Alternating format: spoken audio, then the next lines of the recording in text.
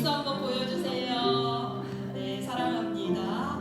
이 시간 우리를 통한 하나님의 놀라운 계획을 믿으며 우리 모두 예배하는 자들과 되어서 온전히 영과 진리로 예배하기를 원합니다. 우리 찬양하며 나가겠습니다.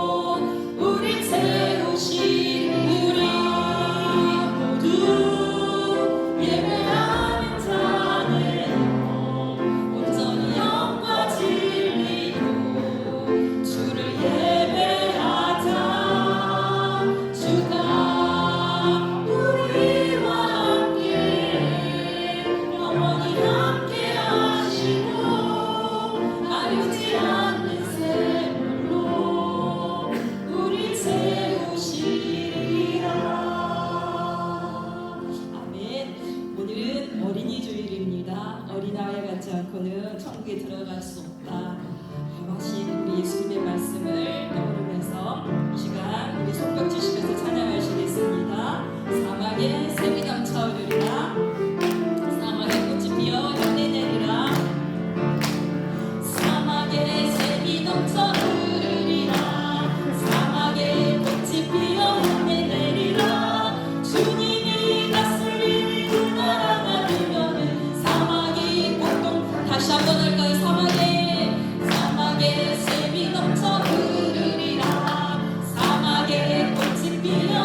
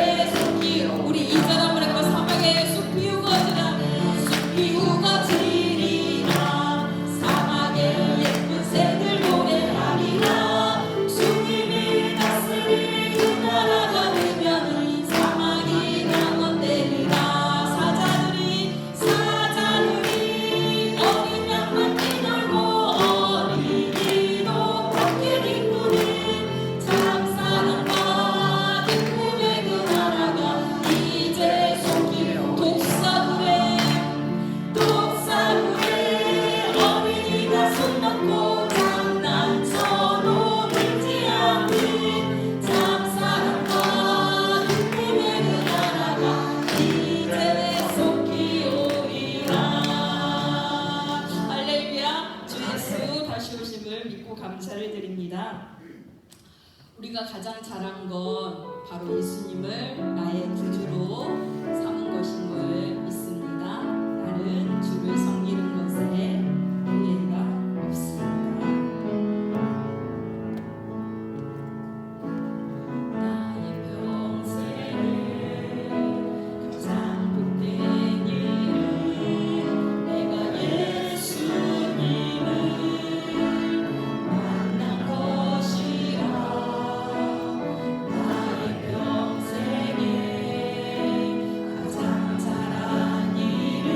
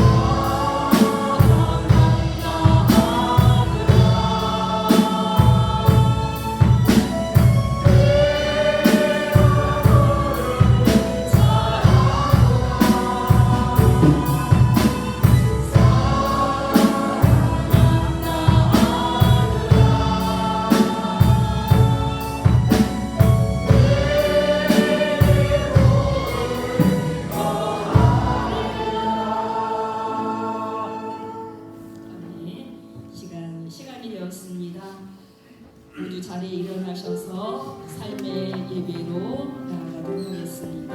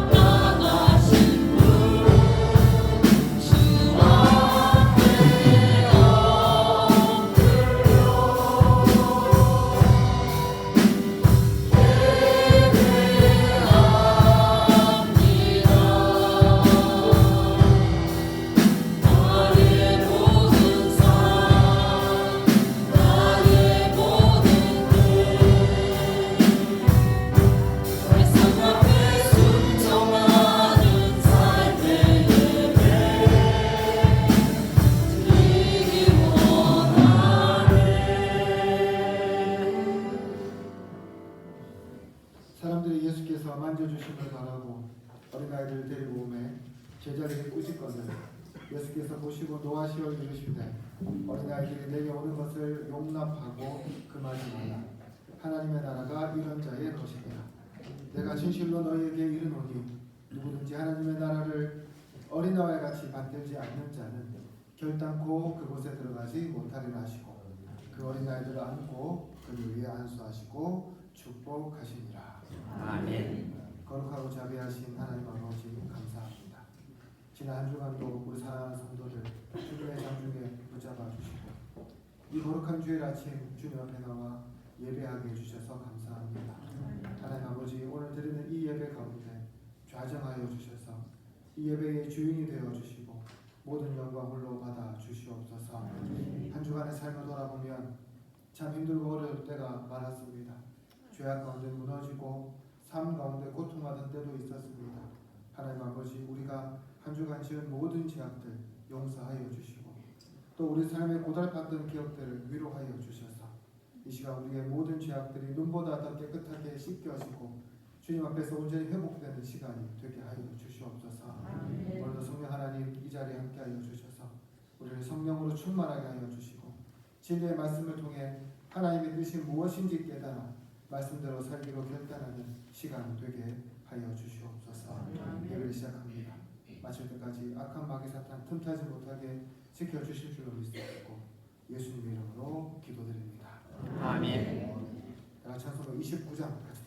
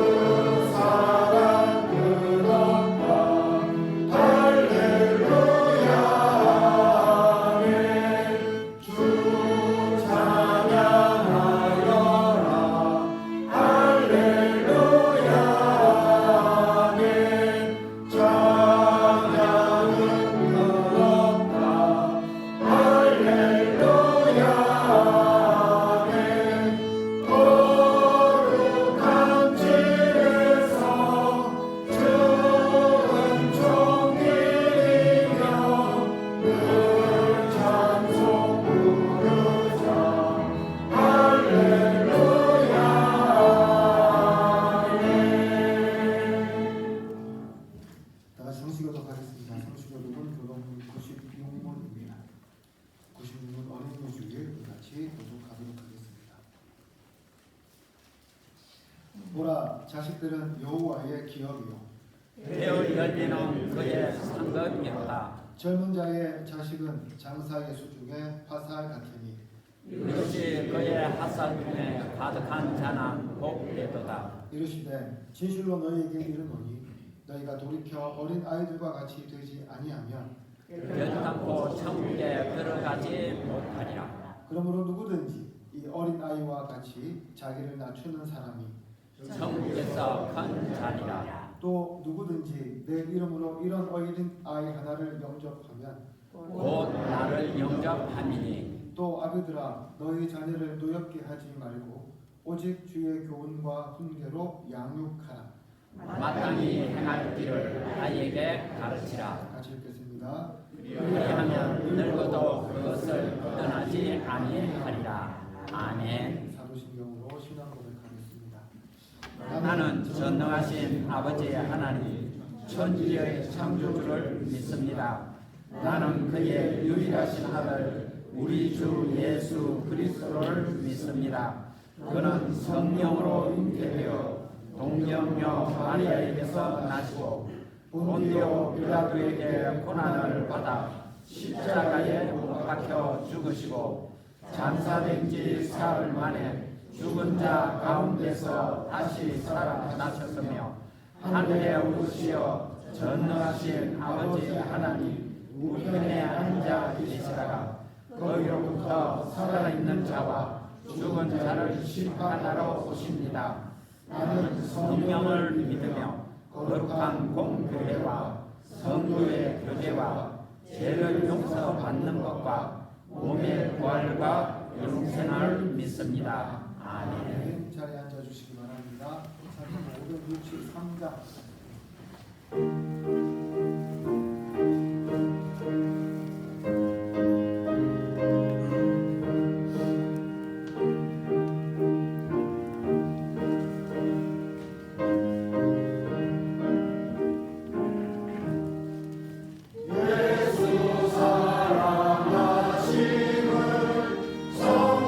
성경에서 배웠네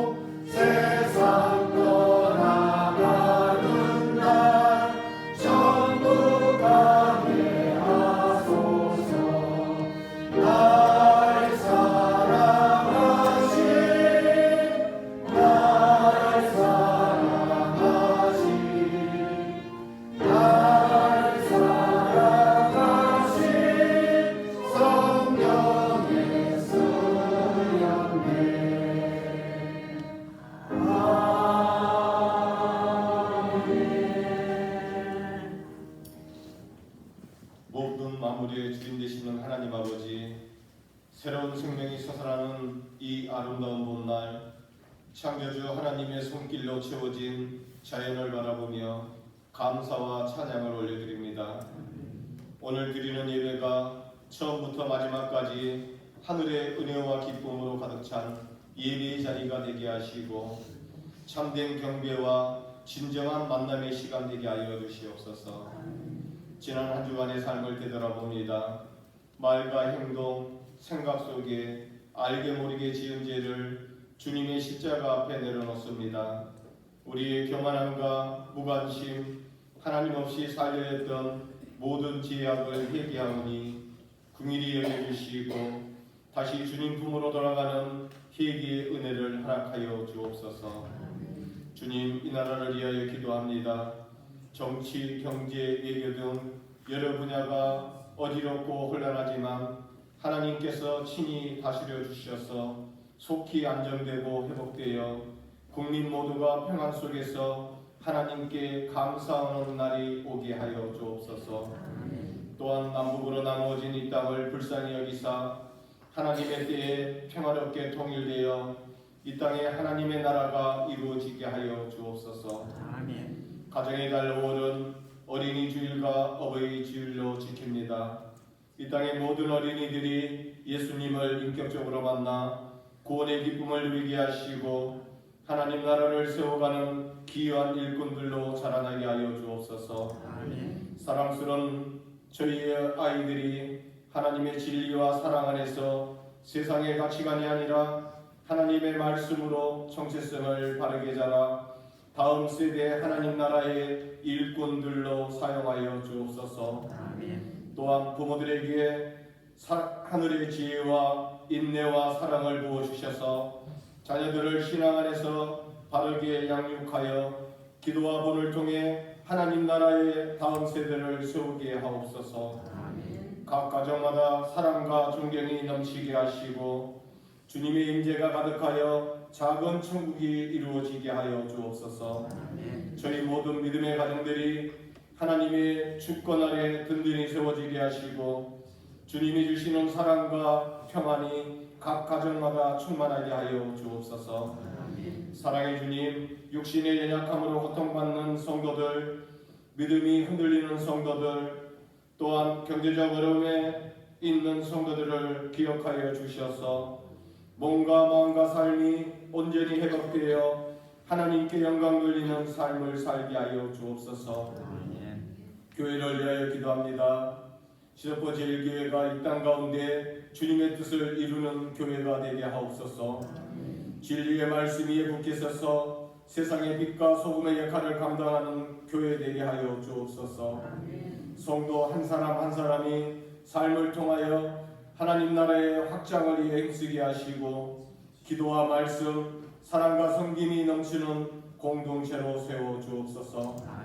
특별히 우리 주변의 어려운 이웃을 돌아보게 하시고 구제와 나눔을 통해 하나님의 사랑을 전하는 교회가 되게 하시며 물질적, 영적 필요를 채워주는 사명을 넉넉히 감당하게 하여 주옵소서. 교회의 모든 사역 가운데 성령님이 친히 일하시고 인도하시며 오직 하나님께 영광 돌리는 교회 되게 하여 주옵소서. 말씀을 듣습니다. 말씀을 전하시는 목사님에게 영육간의 강건함과 성령의 충만함을 부어 주옵소서. 선포되는 하나님의 말씀을 통해 우리의 심령이 새로워지고 하나님의 뜻을 깨닫고 순종하는 삶으로 나아가게 하옵소서. 말씀을 들을 때에 우리의 마음이 옥토와 같이 되어 말씀을 깊이 받아들이고 삶 속에서 열매 맺게 하옵소서.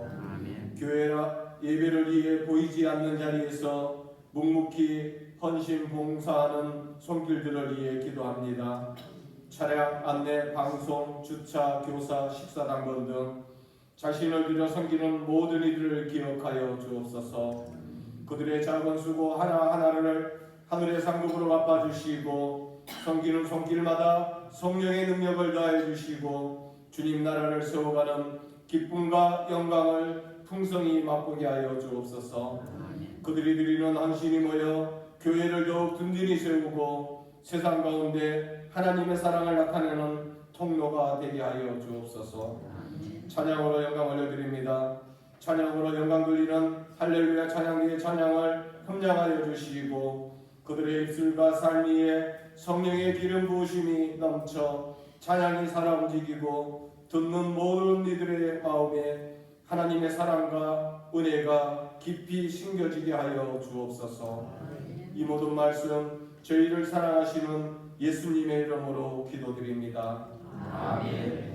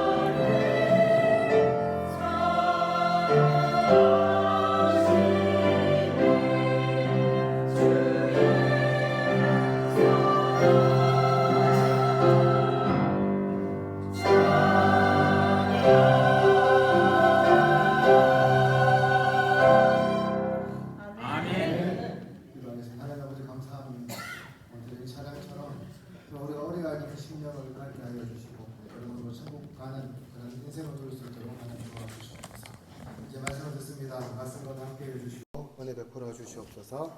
감사드리며 예수님의 이름으로 기도드립니다. 아멘.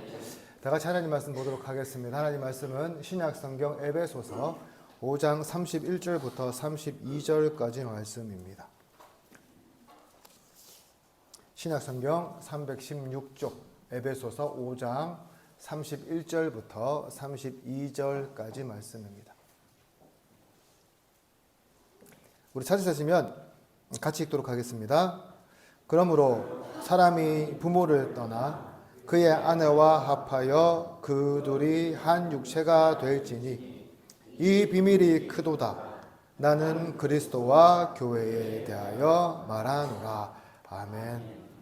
사랑하는 성도 여러분 요즘에 가정에 대해서 어떻게 생각하십니까? 옛날 같은 가정이라는 생각을 해보십니까? 아니면 가정에 대한 개념이 좀 바뀌었다고 생각해 보십니까? 사실 요즘에 우리가 가정이라고 하면 전통적인 가정에 대한 생각들을 조금 내려놓게 되죠. 오늘날은 이 결혼을 미루거나 아예 하지 않겠다는 젊은이들이 많아지고요. 또한 가족끼리도 서로 바빠서 얼굴 마주하기가 힘든 시대이기도 합니다. 얼마 전 이 조선일보 통계를 보니까요. 이제 우리나라 가구의 40%가 1인 가구라고 하는데 예전에는 상상하지도 못했던 일이 오늘날 현실이 되고 만 거죠. 교회도 마찬가지입니다. 한때는 교회 하면 사람들의 마음의 안식처고 교회 가면 평안을 얻을 수 있다는 말들을 참 많이 했는데 요즘에는 오히려 교회를 피하고 싶다는 사람들의 말들이 더 많이 들리는 것을 우리가 보게 되죠. 이쯤 되면 우리가 이런 질문을 해볼 수밖에 없을 것 같습니다. 이제 가정은 정말 무너지고 해체되는 것일까라는 거고요. 또한 교회는 더 이상 이제 세상에 희망을 줄 수 없는 곳인가라는 생각을 자연스럽게 해보게 되죠. 그러면서요, 우리는 도대체 그러면 무엇을 붙들고 무엇에 기대며 살아가야 할까라는 질문도 자연스럽게 해보게 됩니다.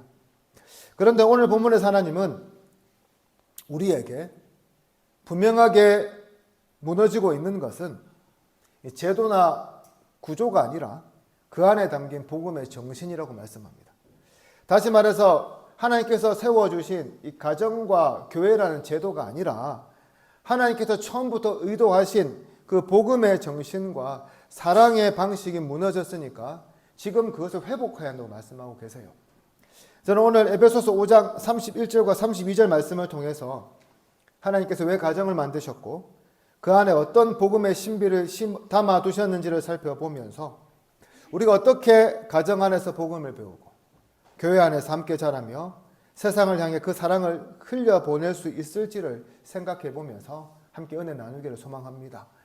첫 번째로 가정은 복음이 시작되는 장소입니다. 사랑하는 성도 여러분, 하나님께서 이 세상을 창조하시고 가장 먼저 만드신 공동체가 무엇일까요? 나라일까요? 국가일까요? 민족일까요? 단체일까요? 교회일까요? 다 아니죠. 뭘까요? 가정이에요.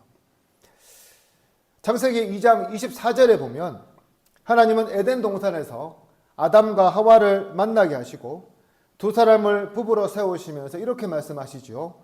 이러므로 남자가 부모를 떠나 아내와 합하여 한 몸을 이룰지로다. 이 말씀 여러분 많이 들어보셨죠? 어디서 들어보셨습니까?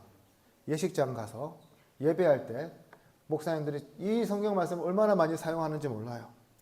혹시 여러분 결혼하셨을 때 주례할 때 어떤 말씀 들었는지 혹시 기억하십니까? 저는 하나도 기억 안 나거든요. 제가 7월 20일 날 결혼을 했는데 너무 덥고 너무 습하고 또 서 있는 게 너무 힘들어서 언제 마치나 그 생각만 했던 게 아직까지 기억에 남습니다. 솔직히 내 목사지만 그때 주례 내용 무엇인지 한 개도 기억이 안 나요. 우리 집사람은 기억하더라고요. 근데 저는 한 개도 기억이 안 납니다. 하지만 여러분 이 말씀 우리가 많이 그 결혼식장에서 보게 되는데 우리가 흔히 어떤 생각하냐면 이 말씀은 그래 결혼식장에서만 들어야 할 말씀이다라고 흔히 잘 생각해 보거든요. 그런데 정말 그럴까요? 사실 그런 건 아니겠죠. 사실 이 말씀은 신혼부부들을 향한 말씀이 아닙니다. 어떻게 보면 이 땅에서 가정을 이루고 사는 사람이라면 누구나 들어야 할 말씀이 바로 이 말씀인 거죠. 왜 그럴까요? 오늘 본문 31절을 보시면 바울은 이 창세기 말씀을 그대로 인용해서 이야기를 먼저 합니다. 그런 다음에 32절에서 이렇게 고백해요. 이 비밀이 크도다. 나는 그리스도와 교회에 대하여 말하노라. 여러분, 이게 무슨 뜻일까요? 부부가 서로 하나 되는 그 모습 속에서 바로 예수님과 교회의 사랑과 연합이 담겨 있다는 말씀입니다. 다시 말해서 하나님은 가정을 통해서 복음을 설명하시고 사랑을 훈련하시고 믿음을 삶 속에서 배우게 하신다는 말씀입니다. 그렇게 본다면 이 가정이라는 것은 신혼부부가 단둘이 사는 공간, 또한 신혼부부가 아이를 낳으면서 가족과 함께 만드는 그런 사적인 공간만을 의미하는 게 아니겠죠. 하나님이 복음을 가르치기 위해서 우리에게 허락하신 가장 처음이자 가장 가까운 교회라고 할 수 있습니다. 복음을 배우는 교실이고요. 복음을 살아내는 훈련장이 어디라고요? 가정이라고 할 수 있다는 겁니다. 여러분, 우리는 신앙생활을 하면서 이런저런 많은 질문을 해보게 됩니다. 여러분, 아무 질문이 없으신 거 아니잖아요. 신앙하면서 여러 가지 고민들 해보게 됩니다. 예를 들어서 하나님이 왜 우리를 사랑하실까? 우리가 사람을 용서하면 언제까지 용서해야 될까? 예수님 믿는다는 것은 도대체 이 삶 가운데 어떤 의미를 가질까? 등등 여러 가지 질문을 해보게 돼요. 그러면 그 질문에 대한 대답은 어디서 해줘야 될까요? 여러분, 교회 와서 목사가 해줘야 될까요? 예, 목사 해주는 게 맞아요. 신학교 가야 될까요? 그건 잘 모르겠어요. 성경 공부 모임, 그것도 잘 모르겠어요. 중요한 것은 이 대답을 어디서 주어야 하냐면 오늘 말씀에 의하면 어디라고요? 가정이라는 거예요. 요즘 우리 아들이 심심하면 저한테 와서 질문을 막 합니다. 어제 저한테 이런 질문을 하더라고요. 아빠, 삼국지가 진짜 역사에서 있었던 일이에요 라고요. 그리고 또 어떤 질문을 하냐면 아빠, 세계에서 가장 오래된 문명이 어디예요? 중국 문명이 오래되었어요? 아니면 어느 나라 문명이 오래되었어요? 막 이렇게 물어봐요. 이게 저한테 어제 물어본 내용이거든요. 이거 말고도 심심하면 틈을 봐서 저한테 와가지고 막 5만 가지 질문을 다 합니다. 자기가 알고 있는 역사적 지식, 지리적 지식부터 해서 문화까지 끝도 없이 질문해요. 그런 질문 들으면 어떨까요? 솔직한 질문으로 좀 짜증나거든요. 이거 왜 집 아파 죽겠는데 이 뭔 질문이냐고 막 하는데 갑자기 그런 생각도 들더라고요. 우리 아들이 이런 걸 통해서 세상을 이해하는 폭을 넓혀가는 거구나. 이렇게 세상을 배워가는 거구나 생각이 들면서 그냥 앉아서 계속 질문에 답을 해줍니다. 그러다 너무 길어지게 되면 이제 여기까지만 하고 내일 하자라고 그만두거든요.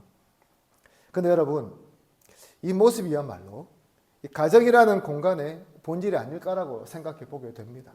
서로 질문하고 서로 이야기하고 서로 배우고 서로 이해하며 함께 성장하는 곳.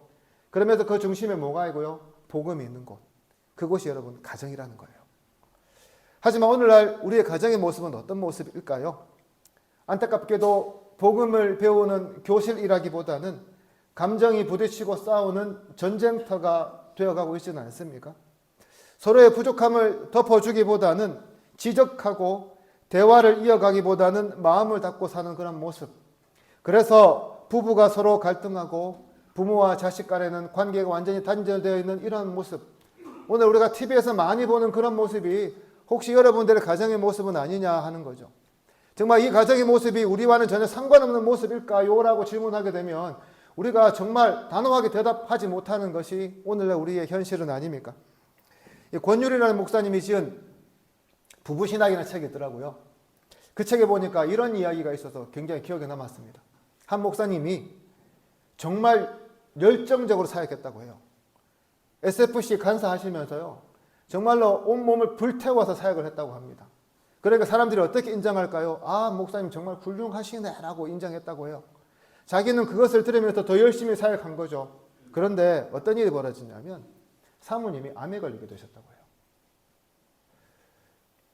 그 사모님의 치료를 함께하며 병상 앞에 앉아있는 동안 이분이 처음으로 이런 것을 깨닫게 되었다고 합니다. 뭐냐 하면 나는 밖에 나가면 가정이 중요하다고 가르쳤는데 정작 내 삶을 보니까 가정은 가장 뒤에 처져 있었구나. 가장 뒷순이었구나 라는 깨닫게 되었다는 거예요. 정말 우리 내 아내가 내 사역의 조력자로만 생각했는데 그래서 생각해 왔다는 거죠. 정말 이 아내도 하나님의 사랑하신 딸인데 나는 이 아내를 사랑한 것이 아니라 하나의 사역의 도구로 삼았구나라는 걸 깨닫게 되면서 회개했다는 그런 내용이었습니다. 사랑하는 성도 여러분, 혹시 우리 안에는 이런 마음 있는 것 아닙니까? 교회에서는 잘 인내하고 정말 착한 척 가면을 쓰고 사는데요. 집에 가면 사소한 것도 못 참아서 막 화를 내고, 이웃에게는 정말 친절하고 웃으면서 그렇게 좋은 사람이 될 수가 없는데 가족에는 정말 무관심하고요. 정말 성경 지식은 너무나 충만해서 막 입에서 줄줄 나오는데 식탁에 앉아서 하는 말은 예수님의 온유함과는 아무 상관이 없는 거친 말을 내뱉고 있는 것이 오늘날 우리의 솔직한 모습은 아닌가라고 되돌아볼 수 있어야 한다는 거죠. 그러나 우리가 기억해야 할 것은 복음은 멀리 있는 게 아니라는 거예요. 우리는 복음 이야기하면 선교를 나가야 되고 밖에서 이야기하는 거지만 정말 복음은 멀리 있는 게 아니에요. 복음은 어디에 있어야 하냐고요? 우리의 밥상 위에 있어야 돼요. 우리가 밥 먹는 가운데서. 우리의 눈빛에 복음이 있어야 하고요. 복음은 우리의 손끝에 있어야 한다는 거죠. 그리고 가장 가까운 사람을 향해 하는 그 말에서요, 복음이 흘러나와야 한다는 겁니다. 그러므로 사랑하는 성도 여러분, 여러분이 가장 먼저 복음으로 살아내야 할 사람은 다른 누구도 아닌 바로 여러분 곁에서 함께 살아가는 그런 가족이라는 것을 여러분 잊지 마시기를 바랍니다. 아내든 여러분, 남편에게 바가지만 긁지 마시고요. 좀 따뜻한 말 좀 해보세요. 남편이 얼마나 수고합니까? 고생한다고 말 한마디 해보세요. 남편이 얼마나 힘을 얻을까요? 사랑하는 남편된 여러분, 아내분을 웃게 하는 그런 시간을 만들어 보시기 바랍니다. 솔직히 저는 잘 못하거든요. 그러니까 맨날 혼이 나는데 여러분, 여자들이 좋아하는 이벤트도 한번 생각해 보시고 어떤 말을 하면 기뻐할지 좀 생각해 보시면서요. 여러분, 아내를 사랑하고 좀 배려해 주시기를 바랍니다. 부모님이신 여러분들은 자녀들을 좀 사랑으로 포용하고 대해 주시면 좋겠고요. 자녀된 분들은 부모님께 사랑을 표현해 보시기를 바랍니다. 그 작은 행동 하나하나가 뭐라고요? 복음이라는 거예요. 그렇습니다, 여러분. 가정 안에 복음이 있습니다. 가정 안에 교회가 있습니다. 가정 안에 하나님께서 함께 하십니다. 그러므로 오늘 바로 이 자리에서 여러분의 가정에서부터 이런 복음을 시작하기로 결단하시기 바랍니다. 이런 축복의 역사가 이번 한 주간도 저와 여러분 가운데 가득하기를 주님의 이름으로 축복합니다. 두 번째로, 가정에서 배우는 사랑은 교회에서 자라고 세상으로 확장됩니다. 제가 어릴 때 학교에서 배운 많은 노래가 있잖아요. 그 중에 오늘 말씀을 생각하시면서 떠오르는 노래가 있었어요. 여러분 다 아실 거예요. 뭘까요? 즐거운 곳에서는 나로라 하여도 내 쉴 곳은 작은 집, 내 집 뿌리지. 이런 동요가 생각이 났어요. 우리가 생각하는 가정의 보통 모습은 어떻습니까? 쉬어가는 곳, 휴식하는 곳이겠죠. 내가 정말 세상에서 고생하고 하더라도 집에 왔으면 편히 쉴 수 있는 그런 공간을 우리는 쉽게 가정이라고 생각합니다. 그런데 정말 하나님은 우리가 이 가정에서 단순히 휴식만 취하라고 가정을 만들어 놓으셨을까요? 그것은 아니겠죠. 가정은 그냥 쉬려고 하나님께서 만들어 주신 곳 아닙니다. 사랑을 배우고 가르치라고 주신, 어떻게 보면 군대로 하면 훈련소와 같은 곳이라고 말할 수 있습니다. 제가 청년부 시절에, 청년부를 담당하던 그 시절에요, 한 청년이 저한테 찾아와서 고민을 이야기했어요. 뭐냐 하면 쉽게 말해서요, 목사님, 여자친구를 선택해야 될까요? 부모님을 선택할까요? 이런 문제였거든요. 자기는 여자친구 너무 사랑하는데 부모님이 극구 반대한다는 거예요. 그런데 어떻게 할지 모르겠다는 그런 부분이었거든요. 그때 제가 그랬거든요. 야, 둘 다 선택하면 좋아. 이게 첫 번째 아니었고요. 두 번째는 뭐냐 하면, 네가 여자친구도 사랑하고 너에게 소중하겠지. 그리고 부모님도 소중할 거야 라고 이야기를 한 다음에 이런 말을 해줬어요. 네가 정말 죽을 만큼 아프고 네가 이 땅 가운데 모든 사람에게 버림받아서 폐인이 되었을 때 너의 손을 잡아줄 사람이 누군지 한번 생각해 봐라고 이야기했거든요. 그러니까 그 친구가 알겠다고 돌아갔어요.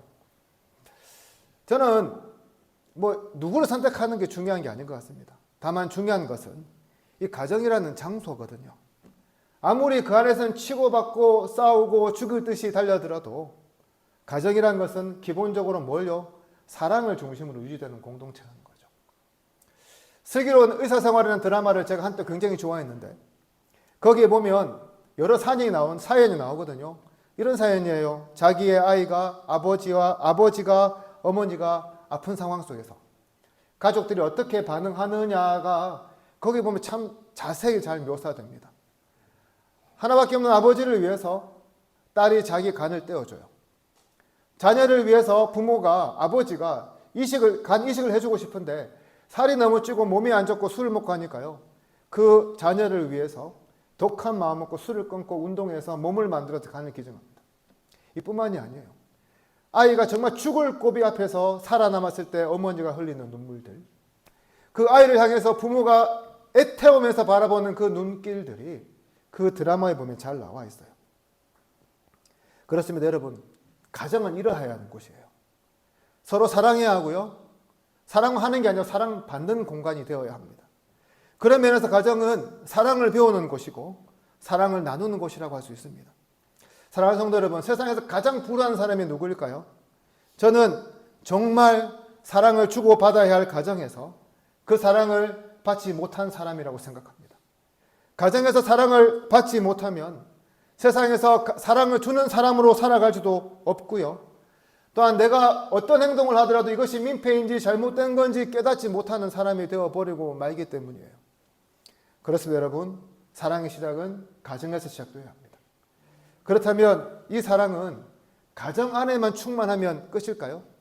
내 가정만 행복하면 전부일까요? 에베소서 4장 2절과 3절은 이렇게 말씀합니다. 모든 겸손과 온유로 하고 오래 참음으로 사랑 가운데서 서로 용납하고 평안에 매는 줄로 성령이 하나 되게 하신 것을 힘써 지키라. 이 말씀은 사실 바울이 가정에 대해서 하는 말이 아니라요, 교회를 향해 하는 말이거든요. 그러나 잘 생각해 보면 이 말씀은 우리가 가정에서부터 실천돼야 할 덕목이라는 사실을 깨닫게 됩니다. 겸손하고 온유하고 오래 참고 용납하고 가정 안에서 먼저 훈련돼야 할 그런 모습들이죠. 어떻습니까? 우리 가정과 우리 교회는 이런 덕목들을 풍성하게 풍겨내고 있는 그런 공동체입니까? 참 안타까운 사실은 교회 안에서는 이런 모습을 잘 보여주면서도 가정에서는 이런 모습이 보여지지 않는 성도들이 허다하다는 것이죠.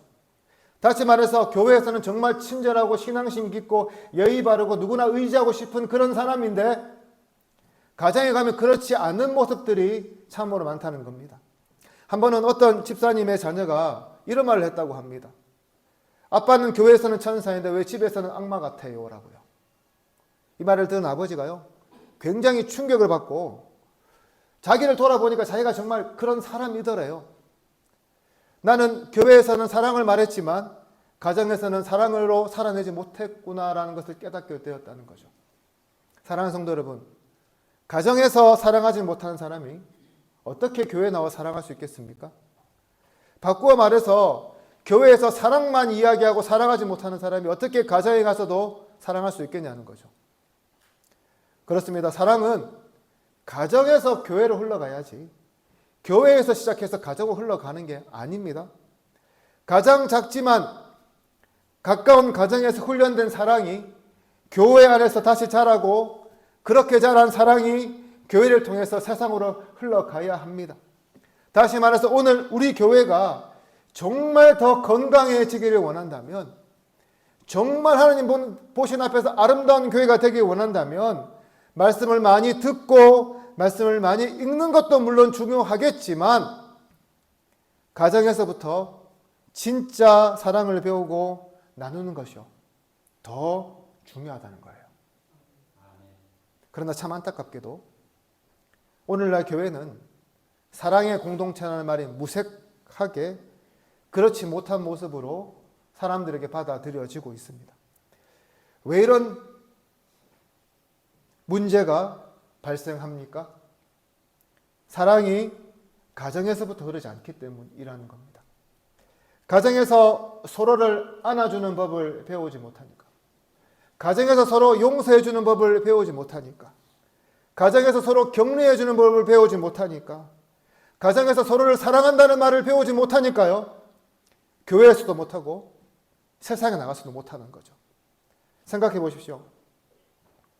우리가 세상에 나가서 서로를 칭찬하지는 못하는 망정, 욕하고 뒷담화하고 혐오하고 배제하고 폄훼하고 교회의 문제는 다 이야기하고 다니는데요. 세상 사람들은 뭘 교회 보면서 사랑의 공동체라고 이야기하겠습니까? 왜 어떻게 세상 사람들이 교회를 보면서 사랑의 공동체라고 이야기하겠냐는 거죠. 왜 이런 문제가 생깁니까? 가정에서부터 이런 훈련을 받지 못했기 때문에 그렇습니다.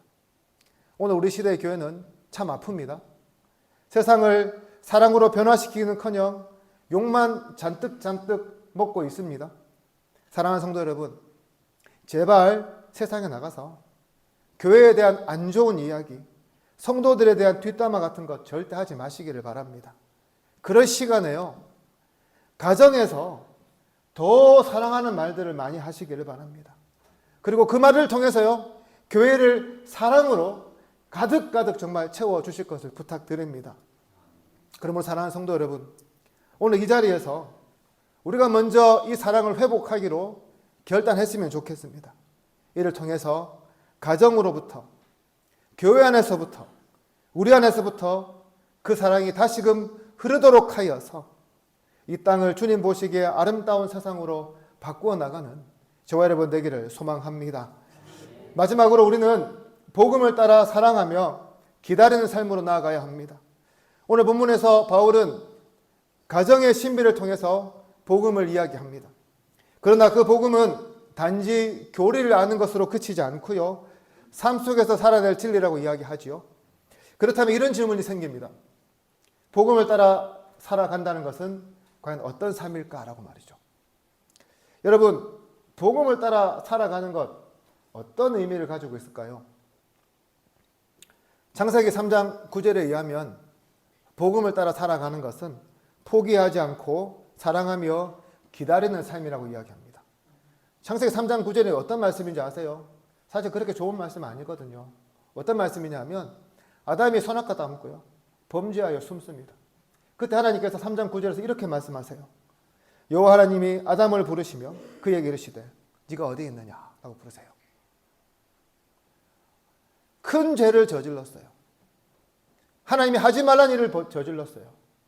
그럼 어떻게 해야 됩니까? 직접 찾아가서 만나서 꾸중하고 정죄해야 할 것 같은데 하나님 다 하시면서도요, 아담아 네가 어디 있니? 라고 묻고 계세요. 그것도 먼저 찾아오셔서 묻고 계세요. 네가 어디 있느냐라고 말이죠. 여러분, 이 질문에서 어떤 정죄나 꾸중이나 혐오가 느껴지십니까?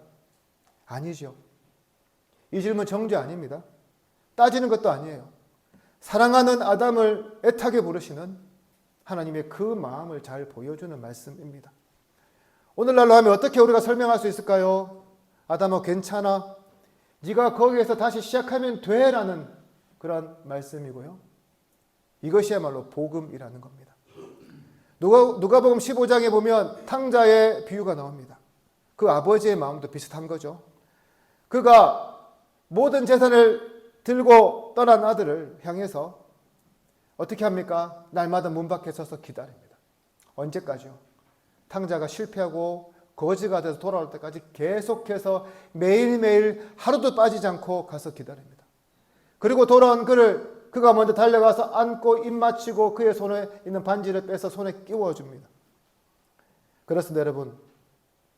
사랑이라는 건요, 그냥 내가 사랑한다, 좋아한다라는 감정이 아니에요.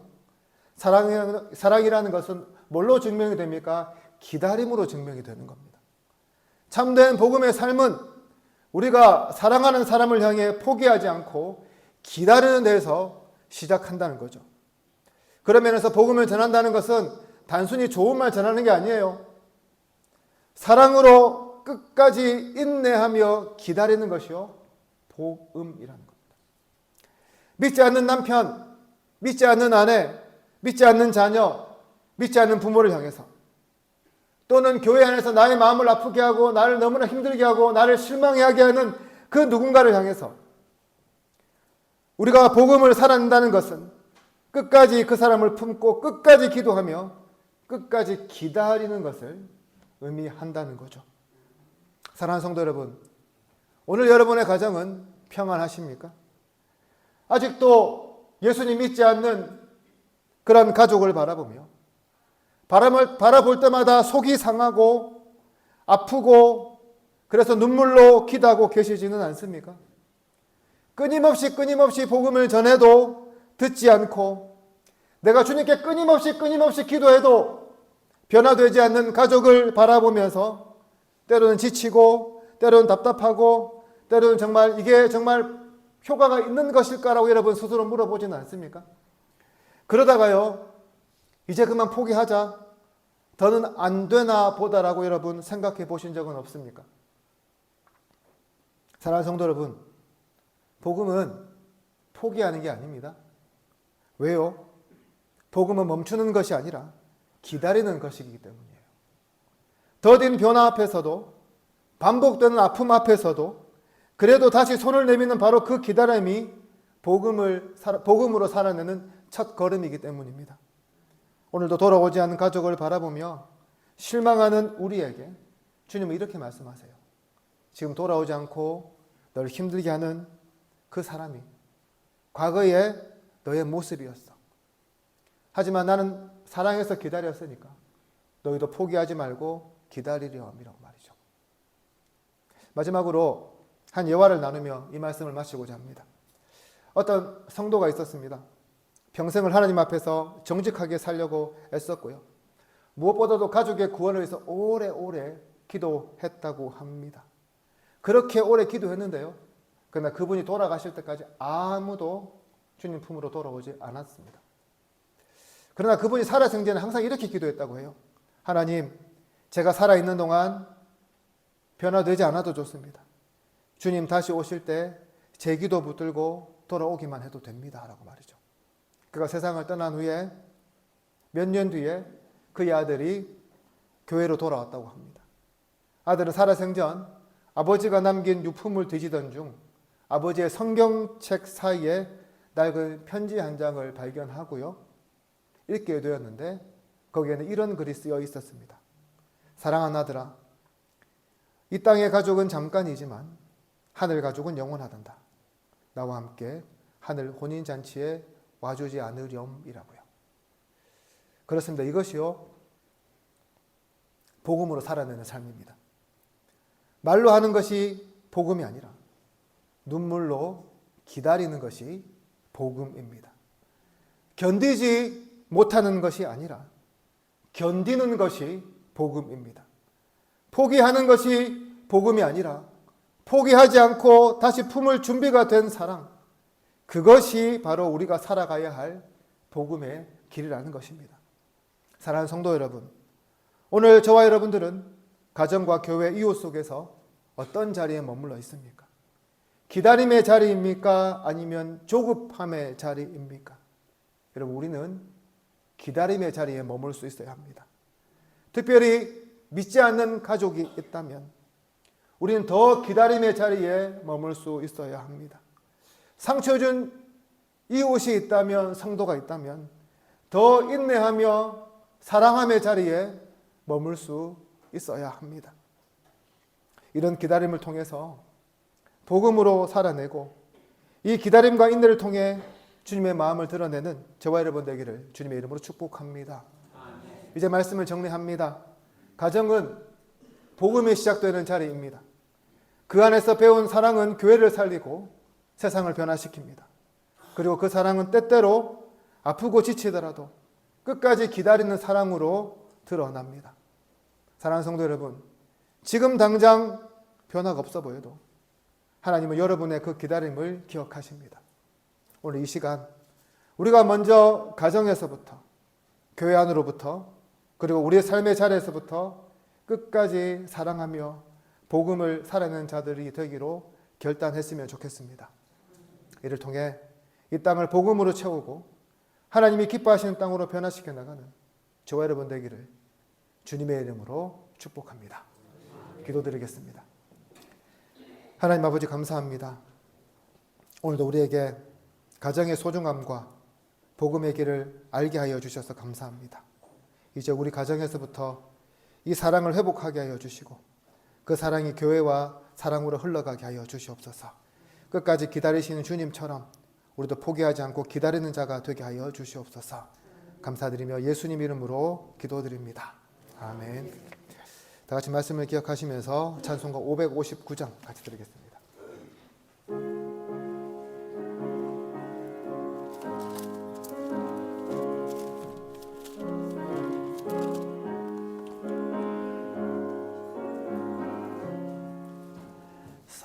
사철의 봄바람 불어있고 하나님 아버지 모셨으니 믿음의 반석도 든든하다. 우리 집 즐거운 동산이라. 고마워라 임마누엘. 예수만 섬기는 우리 집. 고마워라 임마누엘. 복되고 즐거운 하루하루.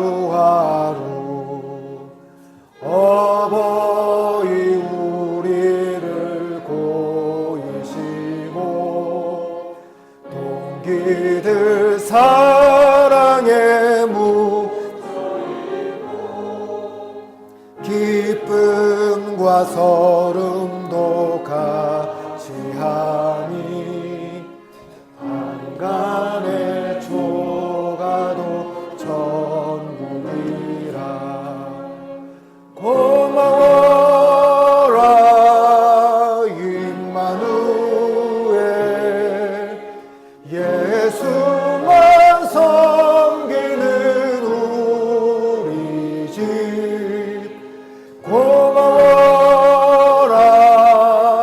임마누엘.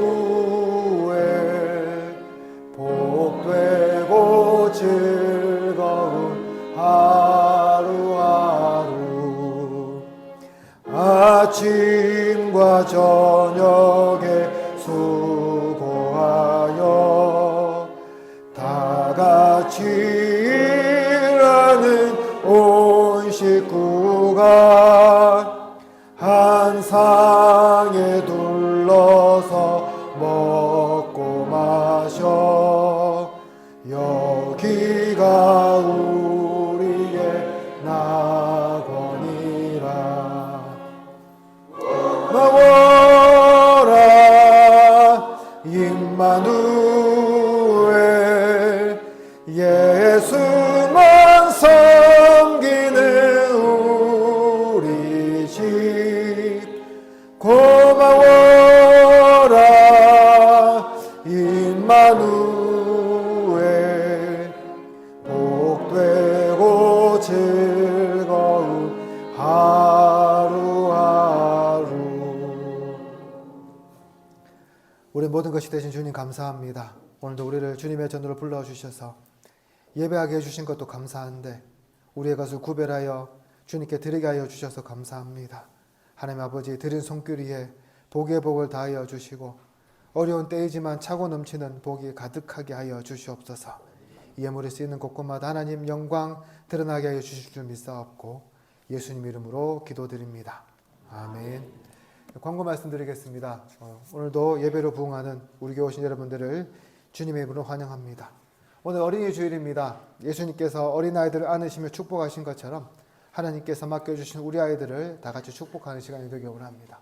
아마 아이들 밑에서 놀고 있을 건데요. 보시면 머리 한번 쓰다듬어 주시고 볼도 한번 꼬집어 주시고 축하한다고 말해 주시길 바랍니다. 오늘 오전 예배 후에 곧바로 정기 재직회가 있습니다. 재직되시는 분들은 2달에 한 번 있는 것이니까요. 와서 교회 살림도 어떤지 한번 보시고 또 교회 행사도 여러분 기억해 주셔서 함께 동참해 주시기를 바랍니다. 오늘 우리 최봉학 집사님이 맛있는 떡을 제공해 주셨습니다. 드시고 꼭 잘 먹었다고 말씀해 주시고요. 전창민 집사님 지난주 금요일 날요 대우병원에 입원하셨으니까 여러분 위로 전화도 한 번씩 해주시기를 바랍니다. 그래서 지난주 월요일 날 우리 이종영 이점희 원사님도 수월로 이사하셨습니다. 말씀하셔서 축하하신다고 한마디씩 꼭 해주시길 바랍니다. 이제 일어나셔서 찬송가 53장 같이 드리겠습니다.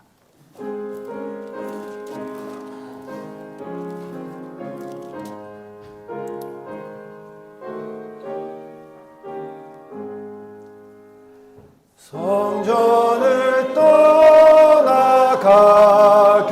전 머리를 숙일 때 주께서 함께 계시고 복 내려 주소서.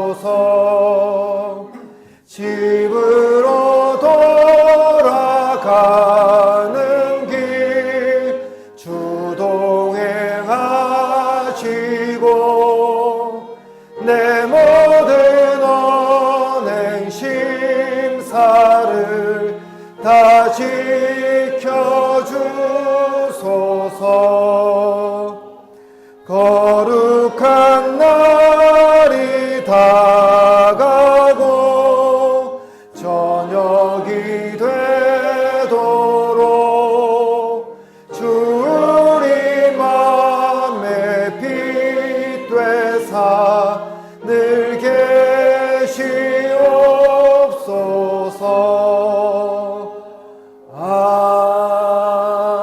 아멘.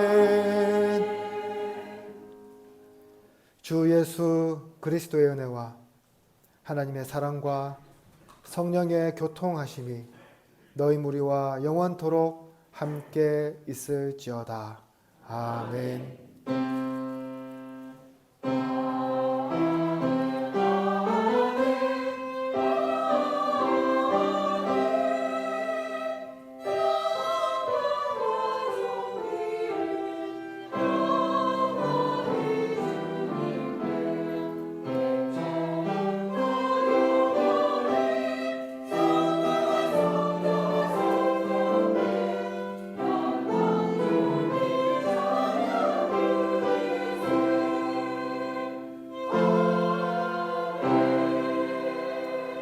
우리 아버지 저하고 인사하겠습니다. 사랑합니다. 축복합니다. 반갑습니다.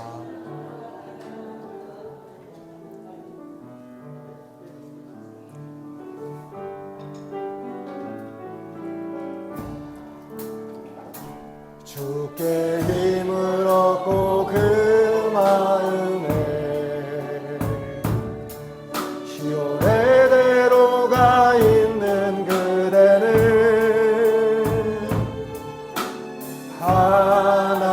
하나님의 축복의 사람이죠. 주님 그대를 너무 기뻐하시죠. 주의 집에 거하기를 사모하고 주를 항상 찬송하는 그대는